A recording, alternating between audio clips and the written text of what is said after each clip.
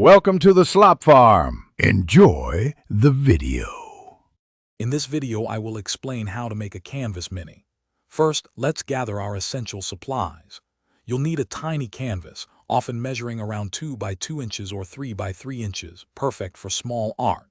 Next, select your favorite acrylic paints and a few small brushes for intricate details. Don't forget a palette for mixing colors. For extra flair, consider glitter or tiny stickers. Finally, have a clear sealant ready to protect your masterpiece.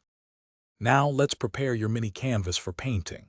Start by applying 1 or 2 thin, even coats of gesso. Gesso acts as a primer, creating a smooth, non-absorbent surface for your paints. Make sure to let each coat dry completely, which usually takes about 15 to 20 minutes before applying the next. Once dry, you can lightly sketch your desired design onto the canvas using a pencil.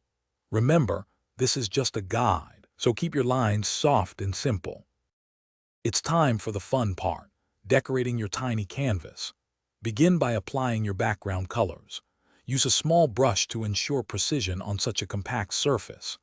Build up your design by layering colors, typically moving from lighter shades to darker ones to create depth. For fine details, switch to a very fine-tipped brush or a paint pen. Remember to let each layer of paint dry for about 10 to 15 minutes before adding the next to avoid smudging. To complete your mini canvas, it's crucial to protect your hard work. Once all your paint and embellishments are completely dry, apply a clear sealant or varnish. This will safeguard your artwork from dust and damage, ensuring its longevity. Apply an even coat and allow it to dry thoroughly, which can take anywhere from 2 to 4 hours. Finally, display your adorable creation. A tiny easel works perfectly, or you can attach a small magnet to the back for a fridge display. Thanks for watching. Consider subscribing if we helped you today.